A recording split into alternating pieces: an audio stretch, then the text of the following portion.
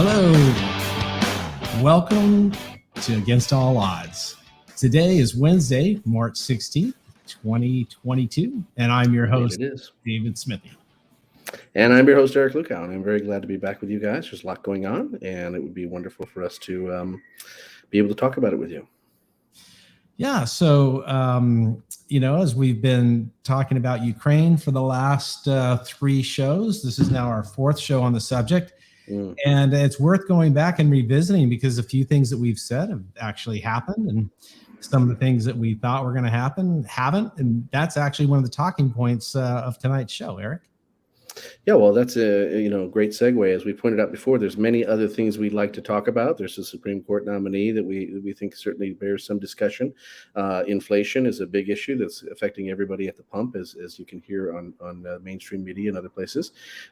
We also have questions about COVID-19 that still haven't been answered. A lot of new facts are coming out, and in fact, there's certain parties that I'm sure are very happy that Russia-Ukraine war has actually taken over the news cycle. But as the fact that it has taken over the news cycle, I think we should continue to talk about it. And one thing that I find interesting is that I was looking around the internet for information. I like to get a little bit of off the beaten path. And I stumbled upon a lecture that was given by a gentleman by the name of Vladimir Pozner. Vladimir, the same spelling as Vlad. Putin. Yeah, I don't know if you know Vlad. I didn't know Vlad, hadn't heard of him, but his last name is Pozner, if anyone else wants to look up at the discussion. I think it was in October 2018 at Yale. And turns out that old Vlad is an economist. Not an economist. That's Pozner, the other one. He's a television host, quite well known in Russia. And in 2018, he was giving a talk on how Putin became the Putin we know today. And he certainly wasn't kind of where he is in 2022, but he was becoming more aggressive or defensive, however you come to think about that, against the United States and NATO at that time. And he laid out some facts that really kind of surprised me. And so what he pointed out is that Putin came to power in 2000, and he was post-Yeltsin. He was, pseudo-elected, not quite as clearly as Yeltsin and others had been. But really, one of the first things he did was ask to join NATO. And I don't know if you remember, but I ended the show last week saying, I think that somebody should offer, Putin a position in NATO, that we should sort of realign the European, Union plus Russia plus Ukraine, and then the United States, and think about China as the party really that is the threat these days, not so much Russia. Right. And I would argue, especially after the sanctions have done their work, which is to really destroy the Russian economy, and Ukraine is being pummeled. So both of those countries are going to be significantly weaker, whether they're joined or separate, 6 months from now. And so I made that, point. It wasn't in jest. I was actually suggesting that, really we need to think outside the box here. We need to provide Putin with some security assurances, and in fact, that was this gentleman's point, Mr. Pozner. He was pointing out he had been raised in, born in France, raised in the U.S. until he was age 19, and then spent the rest of his time in Russia and became this sort of newscaster that's well known. And people see him as kind of half American, half Russian in a way, with a little bit of European thinking in there as well. And he pointed out that really, under Yeltsin and Gorbachev and Yeltsin, and then eventually Yeltsin, there were lots of guarantees requested that NATO wouldn't expand, and there was a conversation in regards to Gorbachev taking down the wall in 1991, I think that was, that NATO would not expand even 1 inch eastward. And of course, that turned out eventually not to be true. And when it was complained about by the Russians, particularly Yeltsin, that there were countries being added, Poland most notably, and then I think Czech Republic and others, he was told sort of, hey, those were guarantees given to the Soviet Union, which no longer exists. I mean, and if that's not playing fast and loose, I wouldn't accept that answer either. Hang on a second. You gave that to Gorbachev, my predecessor, who took apart the Warsaw Pact, and in return was expecting security guarantees that NATO wouldn't become, bigger, larger, closer to our borders, wouldn't become belligerent. Interesting that, that history kind of supports what you started out, our very first podcast pointing out, which is that, Putin feels like he has a noose around his neck. And so this gentleman was pointing out that Putin's first request in becoming president or premier or whatever he is, head of the Communist Party, but head of Russia, was to say, "Can I join NATO?" And I think it was a brilliant maneuver. I thought my idea was really great last week, but Putin's was even smarter. And the idea being that he pointed out that if NATO was created to stop the Soviet Union and really protect against Soviet aggression, now that the Warsaw Pact was gone, it begged the question: who is the new enemy? Yeah, right. And if it's Russia, we're so small, we're not, sort of maybe 1/3 of what the Warsaw Pact total was, both economically, more so militarily, probably it had more of a majority than the rest of the countries. But, for instance, Ukraine had its own nuclear weapons at the time. And so really his point was, who is NATO against? And if it's us, we have to think about that differently. And so I wanted to say, can I join? And then when they said no, he then asked if he could join some kind of trade federation, something along the lines of the EU or broader trade federation, so they could coordinate and work together. I've got my new mic here, and I keep hitting this a little bit here. I apologize. And what year was that? Do you recall? He said Putin came to power in 2000, and then so 1991 was, I think, when the wall came down. And I actually can say that I visited shortly thereafter and saw the Pink Floyd concert, Roger Waters at the Wall. Not Pink Floyd, but Roger Waters, one of the members. Yeah. And it was very moving, and I actually got a few chunks of the Berlin Wall in my back in my closet over there with some of the graffiti and paint on. It was a very moving time, and I think people had a lot of hope. And ironically, this gentleman, Mr. Posner, you can watch the lecture yourself, was making the point that really from Gorbachev's acquiescence to Reagan's, request, Mr. Gorbachev, tear down this wall. Really from that period through, he said 2007, when Putin had been in power for 7 years, he said you could really examine the history and you won't find a single belligerent act by the Russians against American interests. You won't find any sort of stiff trade competition, or even on in the realms of economic and other sort of diplomatic realms. He said you really cannot find anything that the Russians are doing to provoke the Americans in any way. In fact, what you find in 9/11 is that when we were attacked by the terrorists in New York City, Putin actually called directly up George W. Bush. He said, "I'm here to help. And if I'm here to support you in Afghanistan in your attack there. That's right, close to our sort of southern border, and an area that we used to be involved in." So Putin apparently was really pushing the olive leaf. Yeah, and I think that's been the case for some time. Actually, Putin really gets a bad rap, and I just want to say that look, we have to kind of go back, like we're doing right now, historically, and sort of understand what was happening. What were the dynamics with Russia? Because as you pointed out, and hopefully most people would know, that the North Atlantic Treaty Organization was primarily designed to keep Russia in check as a power. And because, at the time it was hadn't been broken up yet. And it has actually, I think, about 100 years old this year or last year, if I'm not mistaken. Wasn't it post World War II, so 1944, something like that? Well, wasn't it the USSR? But the Soviet Union. I thought there was. I don't have my date. So you're looking for? I can just look it up on my phone here. Yeah. You're looking for the date that the USSR started. Or yeah, when it was, I guess, formally organized or recognized as the USSR. It was just sort of the Soviet bloc before then. It says December 30th, 1922. 22. Yeah, so it's 100 years. And so you're dead on, Dave. Yeah. That's right. You are correct. Yeah, we're gonna go for the bonus round now. Usually I am. I just had to humble out. You're my resource. I tell you, you're my resource. Absolutely. In case there was a mistake, then blame it on me. I'm the comedy colored man on this show. Not at all. But the thing is so you kind of look back and you ask the question,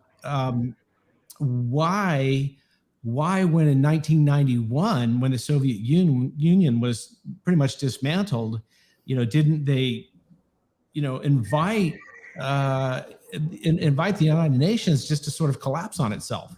Why didn't they just dismantle it? What was Yeah, I'm looking up the start date for NATO, which was April 4, 1949.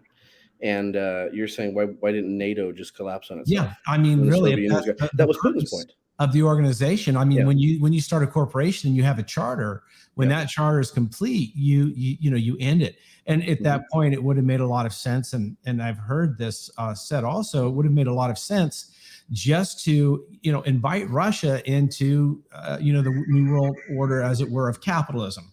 And Capitalism, democracy. They were committed to that under Yeltsin, and I think Putin was and willing to Yeltsin continue exactly trying would have it. been the right person. He was sort of the drunk uncle, and it was a good Who opportunity. you want at the party? Who you always Yeah, want at the party? Yeah. and just put your arm around him, slap him, and on the back.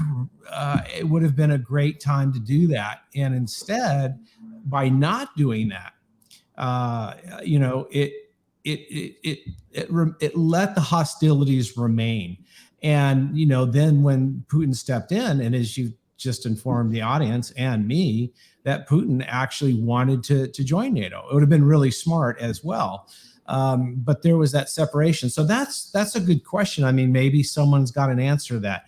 Why is it? I'd love to hear from anybody Right. who's closer to So, that. so, so we have two questions on the table right now. One is, why didn't they dismantle, NATO Mhm. after the collapse of Russia in '91, and later in 2000 when Putin asked to become part of NATO? Why did they allow him? It's kind of ironic. It's like, no, NATO was formed to be at war with Russia, to be on alert, Mm. I should say, with Russia. So if you join us, who are we against? There's Yeah, no, there's no, really, I mean, you're out there and you were formed to be against an organization I was formerly a part of, a big part yeah, of, the Soviet Union, and that's dismantled. The Warsaw Pact is dismantled. Countries are declaring their freedom and going, and why, and then if you're going to start letting other former Warsaw Pact countries into NATO, then why wouldn't that be extended to me as well? yes, And I think this gentleman Posner, informed me of a lot of things, and I want to make sure he gets the credit. But he pointed out that there was a memo that was leaked from the State Department. I think he was saying in the James Baker era. So I think James Baker was was he Bush Senior and Bush Junior? I don't know, but I think it was Bush Senior. And the memo talked about containing Russia, and the idea that expanding NATO as far as you could and right up to the borders of Russia was the right maneuver. And I guess that provoked a speech by Yeltsin, who I guess said something along the lines of, we're not Haiti. We're not. You can't just treat us like Haiti. We are a real, legitimate country with a long, proud yeah, history. We are Russia, and he said Russia will rise again. And I think it was, the gentleman was making the connection that Boris Yeltsin in his later years, when he was in decline, if this was kind of one of his stronger speeches, and maybe not politically correct to sort of cast down on the Haitians, but he was pointing out that we're a major power and we've been around for hundreds of years, and we shouldn't be treated as if we just came around the block yesterday.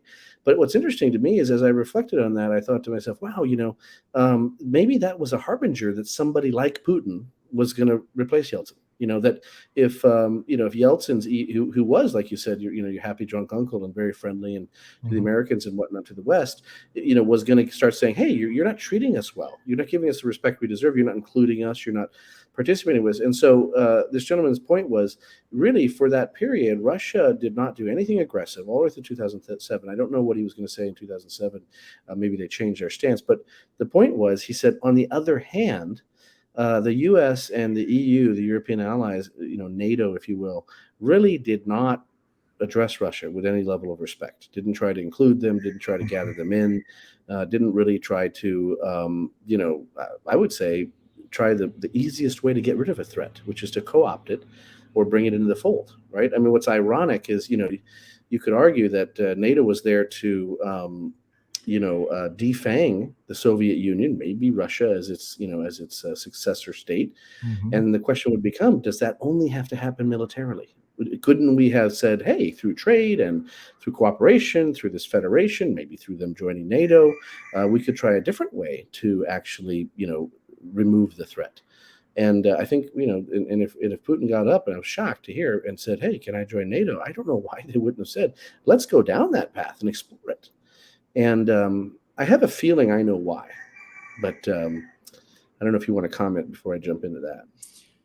Well, only that, as we talked about, it was under Herbert Hoover's administration. So I think that's going back to 1912.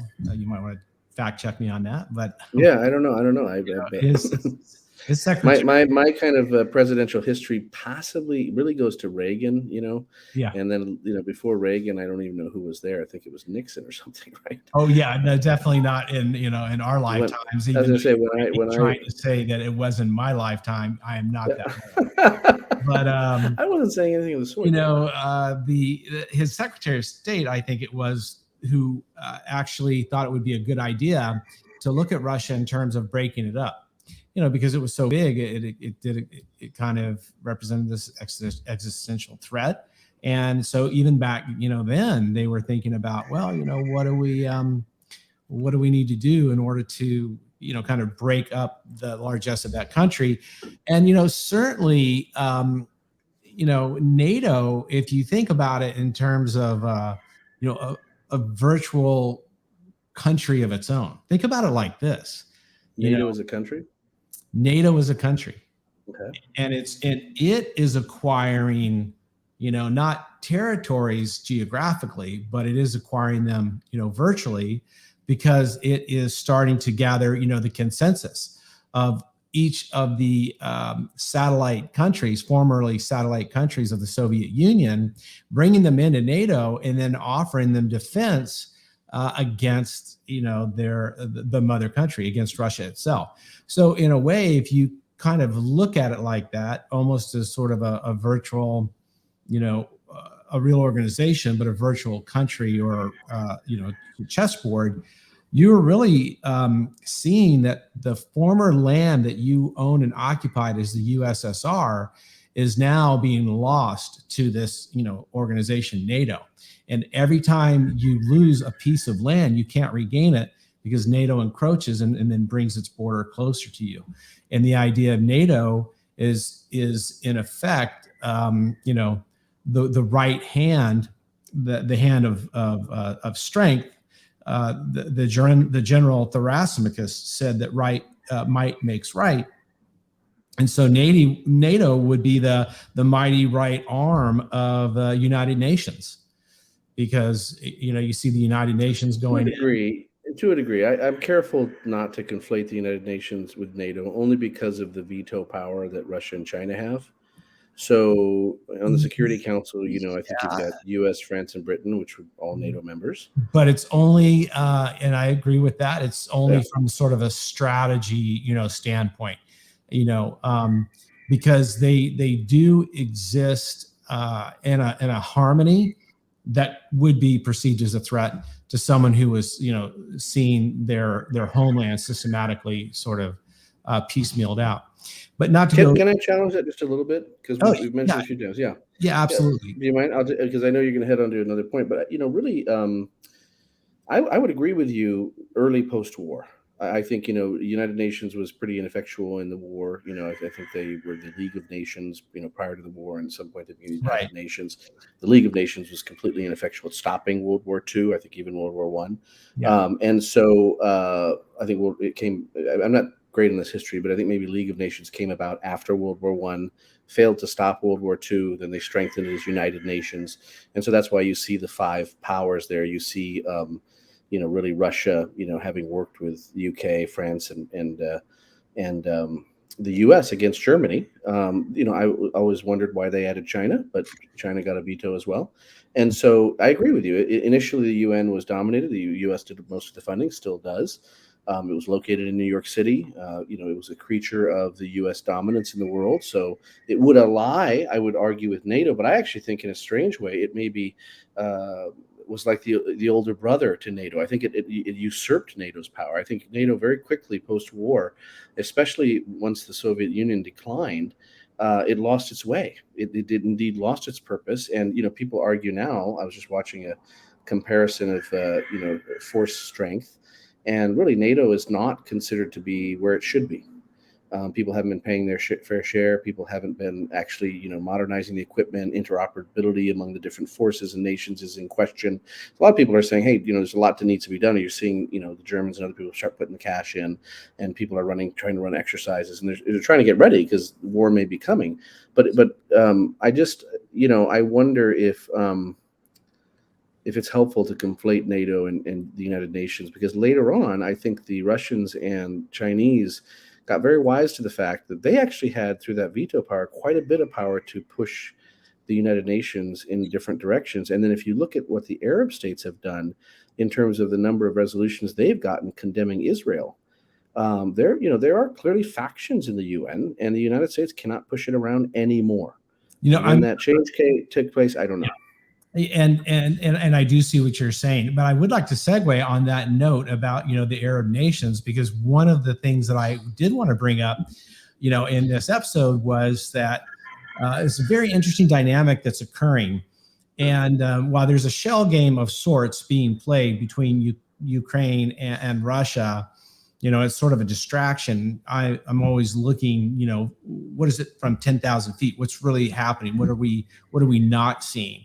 I find that speaking of the Arab nations, I was in the United Arab Emirates in 2008, and at that time, I was meeting with a lot of the Saudi royal family, and we had a software deal that was going that they considered to be of national interest, national security. So I had the opportunity to meet with a lot of the high-level players when I was there. And, one of the things that we discussed was, the OPEC and, and how the price of gas was pegged to the US dollar. And as you would know, the petrodollar. But prior to that, and depending on how old our audience is, they may not have known that the dollar was actually pegged to something called gold at one time. And so, but Nixon, Herbert Hoover's administration, during Hoover's administration, you're going to have to go back to when I was just a baby, just a wee man. Just a twinkle in my dad's eye.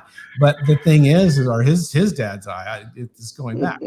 But it was Nixon who actually, took us off the gold standard. Wasn't it? FDR? No, FDR who did the Nixon in the Bretton Woods Act. Yeah, it was Bretton Woods that. Yeah, I think Bretton Woods actually created a little bit of a standard there, actually. But anyways, you know more about this than I do. And well, as a result, we went to the petrodollar. In fact, it was kind of illegal to hold gold at one time in the country. And so I think that was FDR who made it illegal. Yeah. Let me see. You keep going. But August 15th, 1971, President Richard Nixon. So really? That's a lot of ground. I'm going to, get on that one too. That's two for you on the lightning round. He completely abandoned the gold standard. We went to the petrodollar, and OPEC was formed. And of course, the Federal Reserve sort of gained global dominance, through that.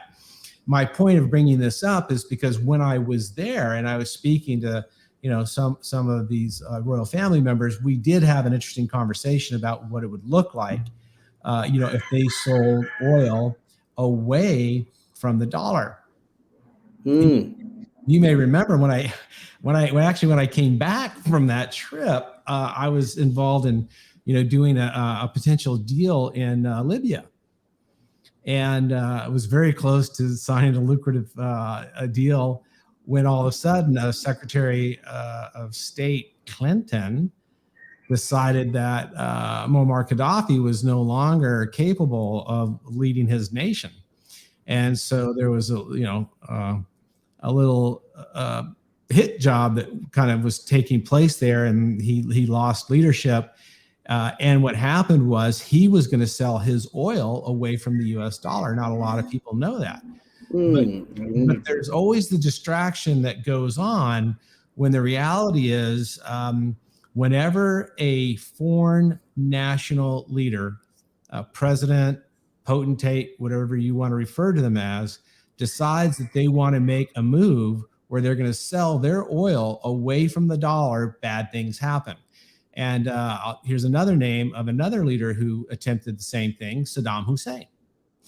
And so, you know, I didn't realize, I've never heard that before. So he tried to sell away from the dollar. Because did you hear that just last night I heard from Fox News that the Chinese have approached the Saudis asked. Yeah, this is exactly where I'm leading is that now it looks like the Saudis are willing to sell oil, and they'll do that against the, you know, floating currency of the yuan in China. Now, this is very, you know, very upsetting, unfortunate. The balance of power, right? Yeah, yep. And so I think there's something more that's going on behind the scenes here, or there's opportunity that's being taken in the middle of the fog of war, because this really is something that could change, you know, the power of the Federal Reserve, the power dynamics, of the dollar. If the dollar's not the reserve currency anymore, exactly. Absolutely. You know, and Tucker Carlson keeps warning about this, that losing that reserve position will have tremendous impact on our ability to float debt. And right now we're like addicts, heroin addicts when it comes to floating debt. We got to float that debt every month or every quarter or whatever it is. And it's China picking it up. Japan picks up a lot of it. Mm-hmm. And, you know, if we're not the reserve currency, then it's going to become that much more expensive. And everybody knows how debt works. If you've ever gotten a credit card debt, you end up paying more, you know, in interest than you do in principal at some point, and you're in trouble. You're in big trouble. Yeah. And so I would argue that I heard probably, I don't know, 8 months ago, maybe a year ago, you know, people talking about China suggesting that maybe, you know, transactions could be done in something other than the dollar. And at that time, it was a threat, it was an idea. But I completely agree with you that that Putin's open aggression has kind of opened the sort of candy box to a lot of things that formerly people would have been very hesitant. Even China, I think, would have been hesitant to kind of, you know, upend the system, as it were. It's the integrative nature of the system that keeps people from wanting to be bad actors, because there's a cost. You know, right now I'm in the system, I do it, I get, you know, works, and slowly I build it in my country. And, you know, at some point, maybe I can, you know, challenge dominance and things. But, you know, again, every time I'm thinking about upending the system, I have to realize that, you know, once you make a decision, it's dynamic what happens thereafter. Mm-hmm. Unfortunately, we wish we were all economists who always say, holding all things equal, let's change this one parameter and see what happens. But that's not the real world. You know, you change one thing and other things react. And so chaos theory is a lot more close to what actually happens. And so I think what we're seeing in Russia is exactly that. I think Putin, you know, kind of had 2 or 3 things on the table that he thought were levers, that he thought might change, that he was able to react to. And then things have been happening that are way beyond apparently what he expected. Because my understanding is that, I guess it was after, I don't know, maybe you know the answer to this. You've gotten 2 right so far today. But was it after February 24th of the launch of the attack that he asked China for financial help? Or was it before? I know he asked, China asked him to hold on. You're talking about Putin. He did ask for some military assistance, and China said that they didn't need it. Yeah, financial. I think at the same time he asked for both, sort of relief on sanctions and then military assistance. I think it was after the war started. And if that's the case, it was after the war started. Yes. If that's the case, you know, then that clearly supports my point that, you know, the dynamic reality of what ended up happening after he launched, you know, an invasion that he, you know, apparently probably thought was going to be fairly quick and fairly decisive is pretty impressive. And to see China take a half step backwards and say, oh, you don't need it. You know, maybe they've said behind closed doors, you know, when you do, here we are. But, you know, that's kind of what we're saying to Ukraine right now. Oh, we're supporting you, but not really. And Zelensky made a very powerful plea saying, you know, I mean, at this point, I was going to ask you, did you see that speech today? I saw bits and pieces of it on YouTube, replayed. But what I can tell you is that it's the same. there's a lot you can say about Zelensky. There's a lot of stuff coming out. People saying, "Oh, he's a thug," and he does, he kills people and he, silences reporters and things. And at some point, I have to say that you look around the world. I'm not so sure you couldn't make some of those arguments about Canada these days, right? I mean, really, authoritarian power is on the rise everywhere, including in our own country. So I'm not so sure we have the moral high ground to kind of blame people who silence alternative media when our own the ladies on The View are getting together saying that, Gabby, the congresswoman from Hawaii, needs to be put in jail. I mean, so a little bit, again, Mitt Romney said he called Mitt Romney, her acts almost Tulsi Gabbard, Tulsi Gabbard, And so I did, and everyone's calling for Tucker Carlson. He's, saying that he's, should be investigated as well by the DOJ. Right. So again, we're getting to a place in our own nation where it's really hard to kind of say, hey, this guy's a thug. He silenced his, alternative media or opposition media. Oh, okay. Is that kind of happening in our own country? So again, I'm not leader of a country. Oh, well, then it's par for the course. Any country, every country. And I'm not excusing him doing any of that. It's wrong of him. He is a thug. I would be against it. I'd be against people doing it in our own country.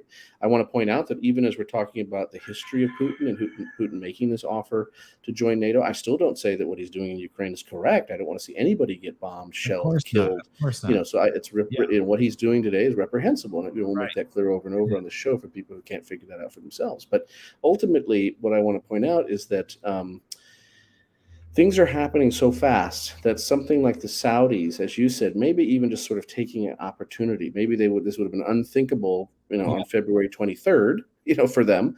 But now, it's getting close to March 24th here. We're getting close to a month into a war and they're watching, what's the West doing about it? How's that, and they're starting to think like everybody else. It looks like the world is splitting in two. It looks like it's going to be Russia, China. They'll, easily pick up Iran and North Korea, and maybe some of these, disgruntled Middle Eastern states will join. Maybe some Latin American countries, maybe some African countries. Who knows?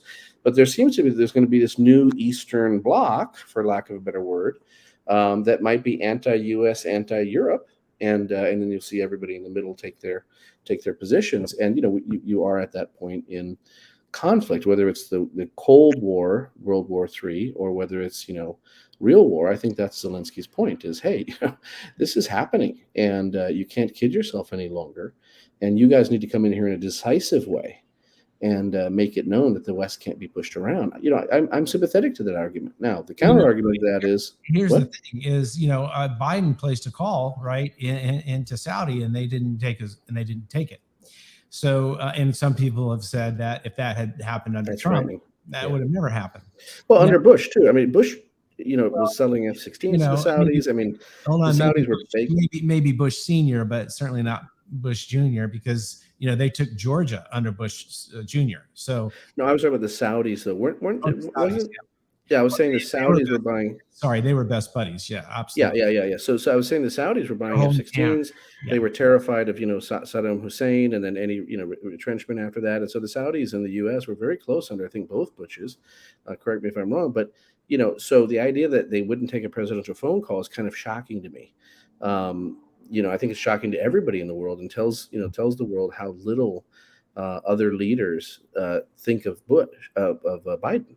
And it's frightening, because he's our representative. I didn't vote for the guy, and but he's still my president, and I still want to see him do well on the world stage. I want to see every president of the United States of America do well on the world stage, because it directly affects my fellow citizens, and I don't want to see any of my fellow citizens lose even 1 inch of advantage they might have, whether it be economically or militarily or financially. I want to see everybody prosper in the U.S. Well, here's the thing: is that if they lose respect for the leader of the free world, if they lose respect for for America, and if they're willing to just put off a phone call, then they're doing something else. There's another priority. And so that's where we have to look. That's a huge point that you're making. I don't think I've seen that being made on the news yet. That's a good point. He didn't just say, I won't take the call. He was doing something. He has another plan. There's something else that's going on for sure. I want to ask you the question, because I think it's the question on the minds of a lot of people, especially after that call, that satellite call that Zelensky made, where the U.S. Congress and Senate listened and clapped for him, and then they showed sort of a mini documentary of the last week in Ukraine. I didn't see it, but I heard it was. Yeah, and so they Mm-hmm. showed the tragedy of war, and war is tragic.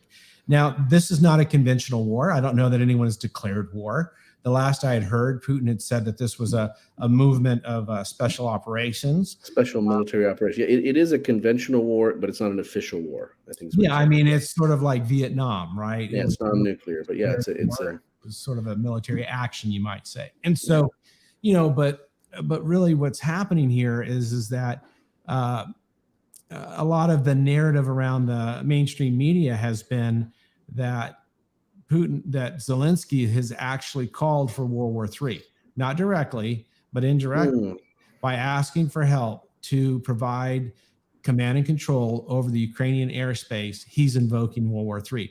This is the chatter, and it's being parroted on all the mainstream media channels. And it's something that's actually being, discussed and debated whether or not the U.S. should help to provide that kind of support, in the air over Ukraine. And if that happens, then the theoretical gaming suggests that this would take it to a nuclear level. And let me jump in there and agree with you. But I wanted to ask you, what your reaction to that is. And it's interesting that you mentioned that, because I was watching something on force comparison, and they were, of course, looking at conventional forces. I didn't get to the nuclear stage yet. And I would 100% agree that, there's a potential for that. I actually want to lay it at the feet of our good President Joseph Biden, who initially said, if we were to put a no-fly zone in place, that would be potentially leading to nuclear war, because we might have to shoot down a Russian plane. So he actually put that out there. And a comment was made by a number of people that this is almost an interesting, every time there's a new conflict and you see technology evolve, naturally it has an impact on it. So you had embedded photographers in the Vietnam War, really embedded for the first time, and you had a lot of political backlash because people were seeing photos that they could then interpret themselves. Photos speak, very differently. Photos can lie as well. Quite a few in the Vietnam War, did lie. We can talk about that. The narrative around the photo is the lie. Yeah, I'll give you a good example. There's a famous photo. You can see it all online if you want, but I think it's an American colonel or something, and he's executing a Vietnamese prisoner, and you actually see the bullet going through the head. It's quite graphic. Yeah. And this gentleman is tied up on the ground, and he's on his knees, and there's this gentleman shooting, this other unarmed person shooting him, and that created this sense of oh my God, we're just being brutal. Well, behind that photo is the truth that there was a trial, that this person being executed was a heinous criminal, that he had killed multitudes of civilians and other people, that there was a whole background that did not appear in the photo, but the photo was used really to turn a lot of Americans against the American military. Right. And so you had that terrible reality where the American military soldiers came back and were spit upon and mistreated by their own fellow citizens without full understanding. So again, pictures can lie. There's a famous photo from the Spanish American War, but the Spanish Civil War, famous early photographer, and there's it's called the Soldier Falling Down or something. I saw it many years ago, and people wonder whether that's been staged. But again, that showed people the graphic nature of somebody really getting shot in the middle of running. It's very scary to see those pictures. But what's interesting to me is that the thing I'm noticing that is changing here is that not only are you seeing sort of battlefield photography right up front, and from people's cell phones, so you're seeing this sort of kind of raw footage. It's everywhere. It's ubiquitous. So you're not just getting one kind of curated or edited viewpoint. But what's fascinating is you've actually got the President of the United States and his advisors talking out and open about their plans. This is what's more shocking to me than what's happening in Ukraine with the cell phones. Is you get Anthony Blinken, you get other people getting it out. They say, geez, if Putin does this, then we certainly would worry about doing that. And they keep feeding the bully the line. They keep saying, geez, if you catch me around the back of the cafeteria at lunch, I'll have to give you my lunch money. And this guy said, I wasn't going to go there, but I guess I know where to meet you, Yeah, right. And by the way, I have $3.75 in my pocket, wouldn't want to give that to you unless, of course, you met me behind the cafeteria at lunchtime. Right. What are you doing? Everything that comes out of the White House seems to be couched in this amazingly instructive language for Putin. geez, if we put up a no-fly zone and had to shoot down a Russian airplane, that might trigger a nuclear reaction. So we don't want to do that. And then 5 minutes later, the Russian defense minister gets on and says, if you put up a Russian no-fly zone and shoot down one of our aircraft, we go nuclear. I mean, it's, I'm not a very good Russian accent, but I mean, good. It's like, what? Why don't you talk to your own advisors and your allies and say, hey, can we get away with a no-fly zone? Why don't we take an aggressive action and dare him to ratchet up another notch? Because what's happening here is he just keeps taking aggressive action after aggressive action. And then we have to get on the back foot and say, well, geez, if I punch back, what's going to happen? And I think the biggest mistake in this war, when historians look back, is going to be the Polish MiGs situation. That was a perfect, it's what you're looking for in a negotiation. Yeah, maybe us doing a no-fly zone where you've got American jets circling Ukraine, it is a provocation, obviously. But the Poles or the U.S. government slipping some MiGs across the way, well, that's Javelin missiles, isn't it? There's just different kinds of weapons, right? There was an area there where it would have put the Putin in the position of having to say, no, that's actually aggressive. Well, hang on a second. You didn't react to the Javelins. You didn't react to the Stingers. Why are MiGs different? They're a different way of fighting. By the way, they're 10 years old. They're way below your technology. They're garbage. Yeah. But we're just giving these people our garbage to defend themselves. We're not doing a no-fly zone. I felt like that was the place where you're looking for those gray areas where you can support your ally without creating a next level provocation. Yeah, but we missed that one. The thing is that if you give Putin the ability to go to the negotiation table, which he is moving in that direction, because look, I mean, the guy is KGB, he's media savvy, he knows how to take American history and present it as though it's what he's fighting for. I mean, the guy is very adept at all these things. He's probably taken a few CRT courses. I think he's going to the table or talking about going to the table because while he's there, he's in negotiations, but he's going to keep advancing. He's going to take, Kyiv. I guess it's formerly Kiev, whatever. But, Kyiv. Will it matter when it's overrun by Russians? What Russians we call it? Yeah, it's going to be called. It's going to be called Little Moscow. Yeah. Can I tell you something? When you're done with your point, I want to mention the media's arrogance here because. And so the thing is that while everybody is sort of talking about what he should do, what he shouldn't do, what his capabilities are, what they're not, and they're kind of armchair quarterbacking this whole thing, he is slowly and systematically gaining ground, gaining territory, and gaining facts and evidence, one of which is now corroborated, and it's an undisputed fact. Our own Undersecretary of State yesterday or today said that they have found these biomedical hazardous labs producing, pathogens. And, in the form of botula and anthrax.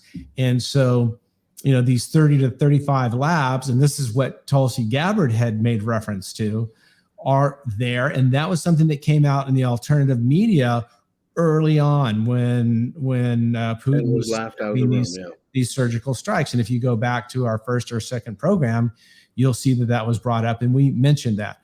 And, and so now, Putin slowly, if he gets that lab, people are saying, well, if he gets the lab, then, he can release it, in some aerosol form. And, then it will spread, biological warfare.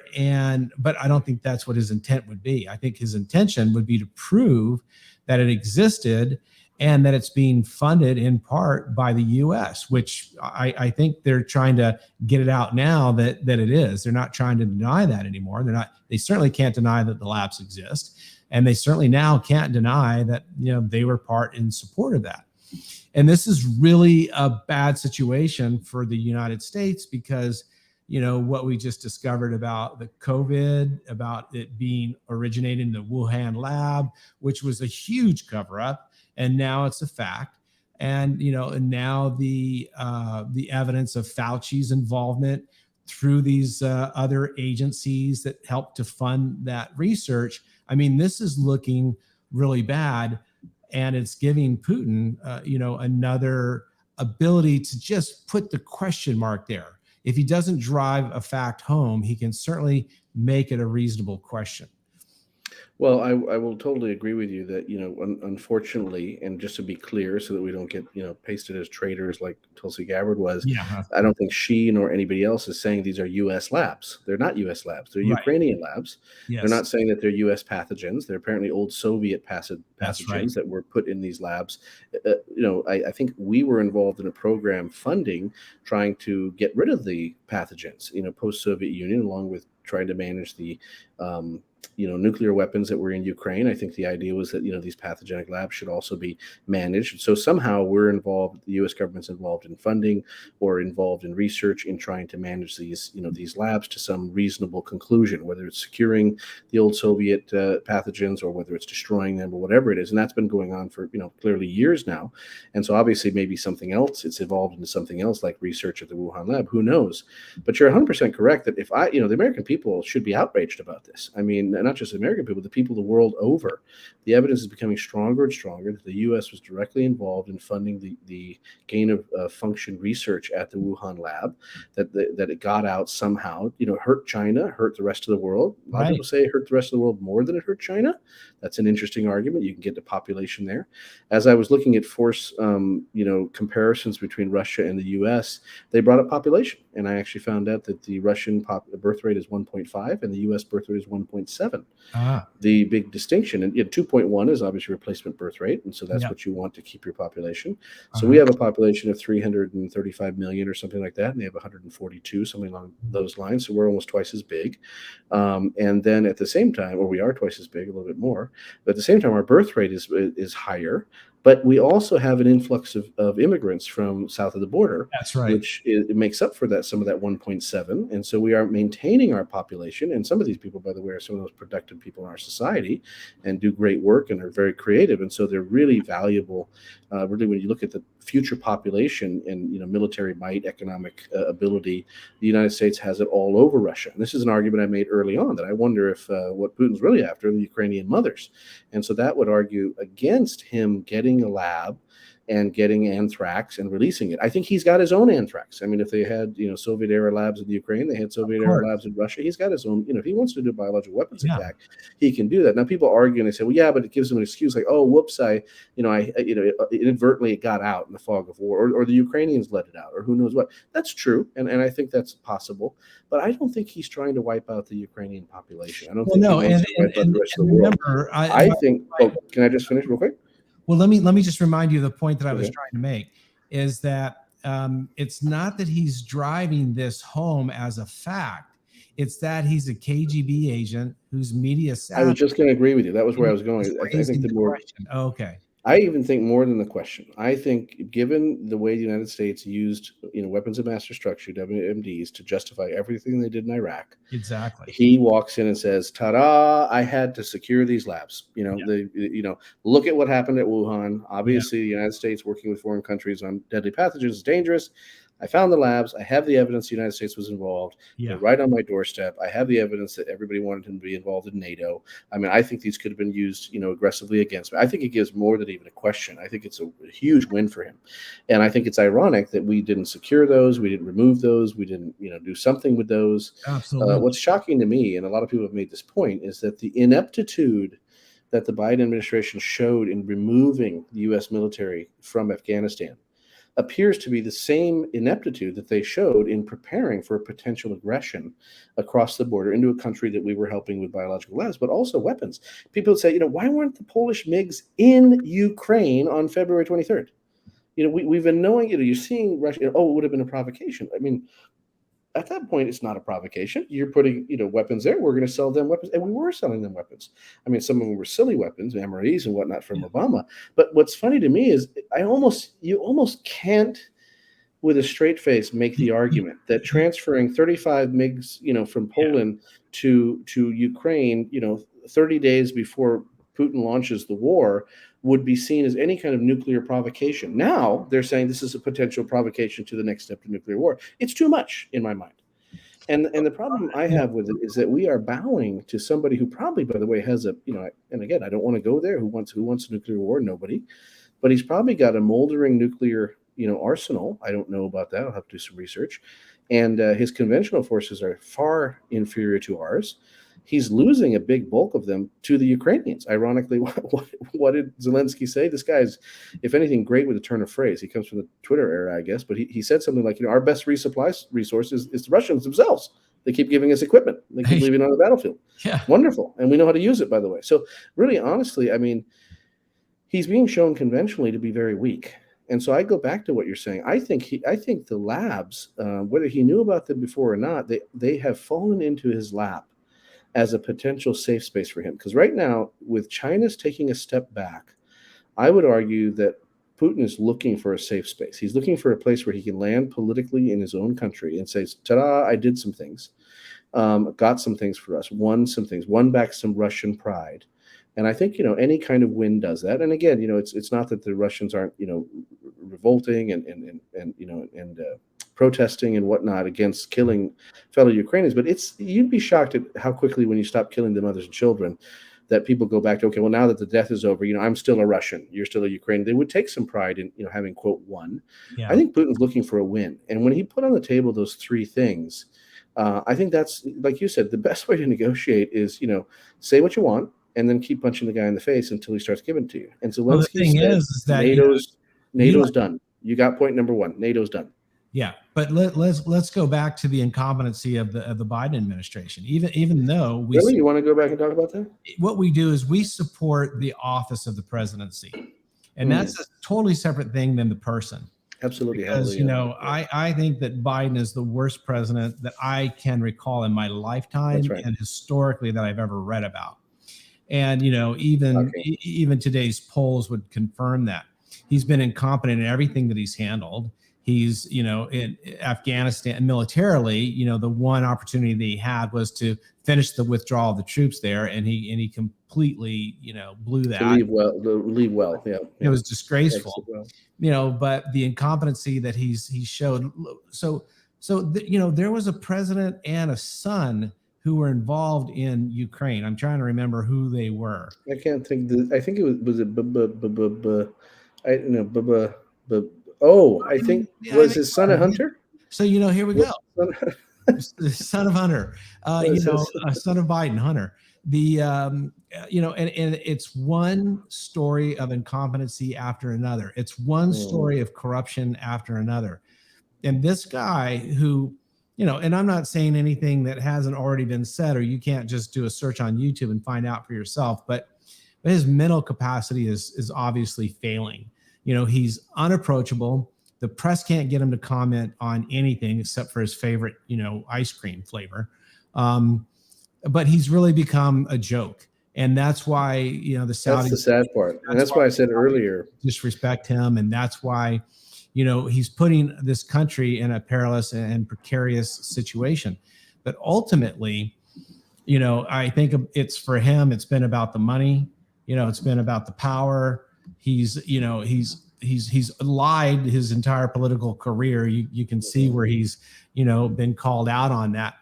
But above the Biden administration, and I like to talk about, the sort of the upper deck, the upper level here to consider, because here's one thing that we know for sure.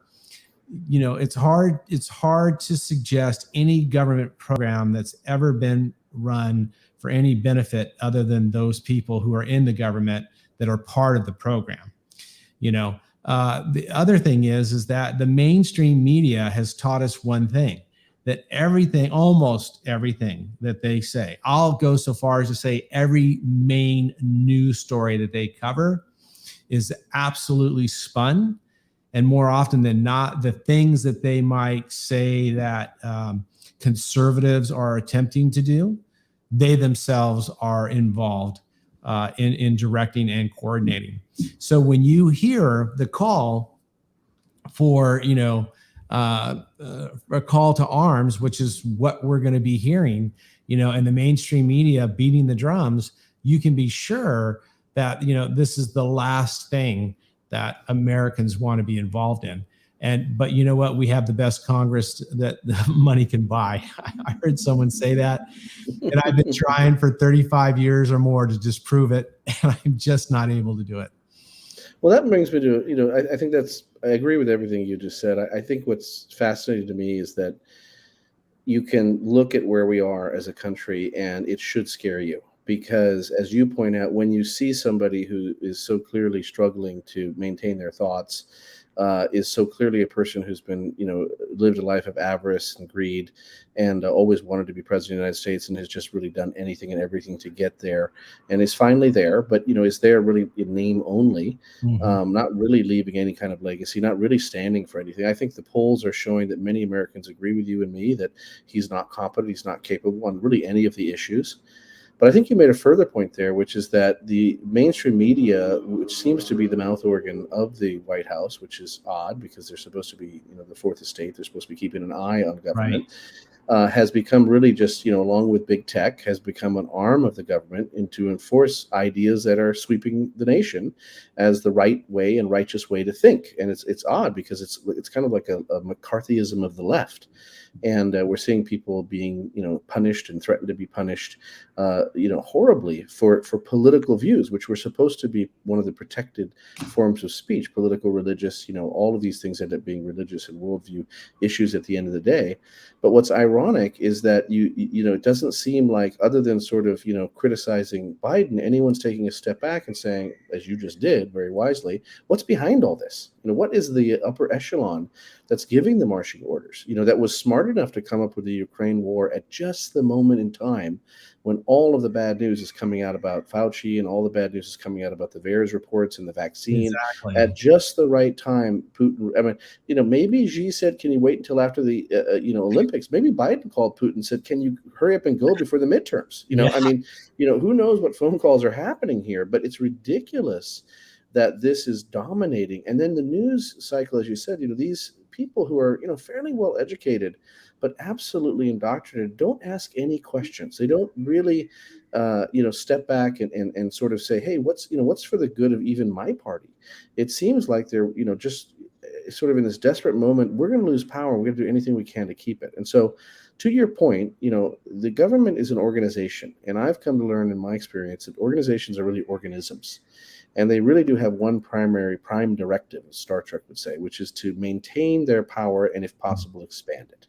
And that doesn't matter if you're Google trying to take market share, or if you're a not-for-profit trying to, put the oil companies back on their heels, or if it's a local, what do they call these things? The housing administration. What are the groups? The homeowners association. Oh, yeah. If anything, that's a microcosm right. of an organization gets in place to monitor trash cans, and suddenly they're telling you what color you can paint your house and where you can park your car, and they become like Nazis. And so, organizations that are designed to, offer centralize a little bit of power to sort of organize things, which is what the federal government is supposed to do, the army, the roads, things like that, inevitably grow way beyond that intention. There's not a county government in any state, in anywhere in America, that somebody doesn't say, oh my gosh, you can't even get a housing permit. You can't even get a modification done to your house. Nothing makes sense. Wait 6, 8, 10 weeks to get something that used to take a week. And it's just every level of government. And so now we see, Biden saying, oh, I need to keep my emergency powers so the CDC can get certain information it couldn't otherwise get. And so you still have to wear a mask on a plane because I want to keep my emergency powers in place, when every other state has said no more masking. I think here in Hawaii, we're the last state, and it's on March 25th that you don't have to mask anymore. And I'm chuckling to myself saying, on March 24th is COVID, virulent and dangerous, and on March 25th suddenly it's not. I mean, is the virus watching the calendar? It hit the wall. It hits the wall. Why couldn't we just say no more masks today, since every other state in the 50-state union has already said it? No, we're going to wait until the day the emergency power goes off, which is March 25th, just because it makes bureaucratic sense. Kind of same day we'll have a little ceremony or something. And then Biden comes out and says, hey, every state in the union has said this is ridiculous. We figured it out from the beginning. It didn't work. But you know what? We still need to keep our emergency powers. And by the way, that means we're going to keep the mask. We're not going to modify. What are you talking about? Yeah. So I just want to have a new variant where they're locking down 31 million people, so that by the time you guys come out from it, the mandate, there's going to be a new one for New new variant. Well, can I tell you something else? I just heard today that the squad in the House is suggesting that we would have emergency powers for Biden based on climate risk. The danger to the climate. I mean, would be wonderful because that would never go away for them, right? Yeah. But what I wanted to point out to you, I wanted to sort of reiterate your point is the second point you're making is obviously something bigger is going on here, and the Ukraine war is just sort of, if anything, not a distraction, but it's a piece on the chessboard. I think it's doing some real things, and I think Putin's trying to do some real things back. I think Xi's playing his hand. Everybody's playing, but you're pointing out that the American people at this point have to be in droves. I think they're running to Fox News, they're running to different sources of news because they are seeing more and more lies turn up right in their face. And I think, we all forget sometimes about the rate of change. And so we see change, but before if you in Walter Cronkite's era, if something was lied about in the Vietnam War, you didn't find out about it for 20 years. That photo, gave an impression that was false. It gave an impression that there was no trial. There was a trial. This person was convicted. The method of execution was brutal and it was on the battlefield, but it was acceptable at that time. Everything was done legally, but that's not the impression of the photo. The impression of the photo is just brutality. But by the time, I was in the museum in Washington, D.C., 35 years later, reading about the photo, they were saying, this photo was very influential in creating anti-war sentiment, when in truth, it actually sold the exact opposite story of what was true on the ground. We didn't find that out for years. Well, I think people, and just to your point, in one more year, it'll be 50 years, and we still haven't gotten all the documents from the JFK assassination. Yes, and here's the point. They're really good at hiding it. Back in the day, they gave themselves a lot of room before the American public could kind of figure out something that was pulled over our eyes here. The wolves. Yeah. Today, what people are watching happen is they're watching Fauci say the masks don't work, then say you have to mask up, and then say a little bit later the masks really never did anything. And they're watching 2 years of their life with a mask covering their face, going, "What the hell was that?" Like it's not even in a person's lifetime that they discover the government does bad things and lies to you. Like that's not a known fact. But it's within months, and it's things over and over. Afghanistan withdrawal being a good example. The whole COVID thing, we could do a whole show on that. We should. But inflation, this narrative that what's funny is, even the mainstream media can't help but kind of talk about it in this way because it's true, even though it exposes it. They say, oh, well, the White House is making a narrative that, it's temporary inflation. It's just, it's just going to be around transitory, and then they say, well, they walked away from the transitory narrative because it's going to be here for a long time. Everyone knew the transitory narrative was just a, false flag. On and on. They're actually talking about the story is actually becoming the manipulation itself. That's the story now. Yeah. And if you're an average American, which, I'm sitting back saying, really, that we're just going to gently report on the fact that our government's regularly, pulling the wool over our eyes, and we're going to all say, okay, let's make the spaghetti for dinner. And it's too bad the spaghetti is 3 times as expensive as it was last week. But, what else can we do? And the answer is there's a lot we can do. And if anything, we've never sort of gone there on any of our shows. We've been talking about things. I would just point out to the American people, if anyone who's watching this, send your comments and respond. Tell me how you respond or how this resonates with you. There's so much we can do. You know why? Because we have a roadmap. We have a historical roadmap. You can go right back to the Constitution, right back to the way we've always done it until the last 50 years. I would say really 1960. Oh, you know what? Let's footnote that conversation, because that can go wide and it can go long, and we're at the top of the hours. And to wind it up, I want to ask you this question. I'll give you the final word on it. I want to go back to the Saudis not taking Biden's call. One thing I can tell you is that the Saudis are American allies in the truest sense. And you can go back, and Peter O'Toole played in a movie where he was, what was the name of that? It was not The Mouse That Roared. No. No, it was a famous movie where he went to Arabia. Lawrence of Arabia. Thank you. Oh. So in Lawrence of Arabia, it goes back to show that the Americans do have an alliance. The Saudis really do align with the Saudis. And so maybe one of the reasons that, they are not taking Biden's call. Oh my gosh, you're not going to say this. Yeah. Because they're adults and. No, they want to see oil go through the roof because they know about American midterms. And if they don't supply oil and the price of gas goes up, it's one of the first things that affects Americans and everything that they do. So are you saying that inflation? I'm saying that inflation is a foregone conclusion. They've printed it. It's been trillions of dollars, and it goes into the economy. You don't know it at first because the government gets a hold of it first, but by the time it gets down to the average person, that's when you really feel the impact of it. You can't stop it. So inflation on top of a lack of supply and a real demand for gas at the pumps. Biden's looking really bad in the midterms. I think there could be a sweep. And I think the Saudis might have that in mind as, being distant friends and distant cousins, of Americans in terms of, certain. So let me see if I can put this together, because sometimes your brilliance is, even hard for even me to follow. But what you're basically saying, I think you may be right here, is that you're saying it wasn't a snub to the United States. It was a protective gesture, because what you're saying is the Saudis are looking at our economy, they're looking at our war stance, they're looking at our position in the world, and they're saying Biden's not the right person to create a strong America. Yeah. And what they're not at, they may not be necessarily Democratic or Republican, they may not be Trump fans, they may not be any of that, but what they might be saying is, at the very least, our standard is a strong America, because a strong America helps the Saudis. I think that's a tremendously impressive analysis. Because I can see a lot of countries saying, there's advantage, if you're sort of France or somebody else and you want to kind of disagree with America and push them around, there's advantage to having a Biden type in the White House.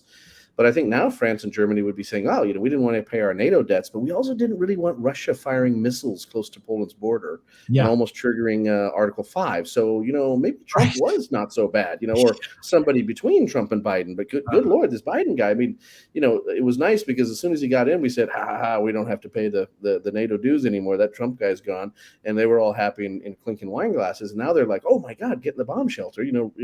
Russia's firing missiles at us. And so I agree with you. There might be countries out there who are, really, as you said, allies to the American people, allies to the American cause, allies to the American nation, who might be the idea of independence. They want to be free nation states. They like that. And tribes, desert tribes, they're fiercely independent people.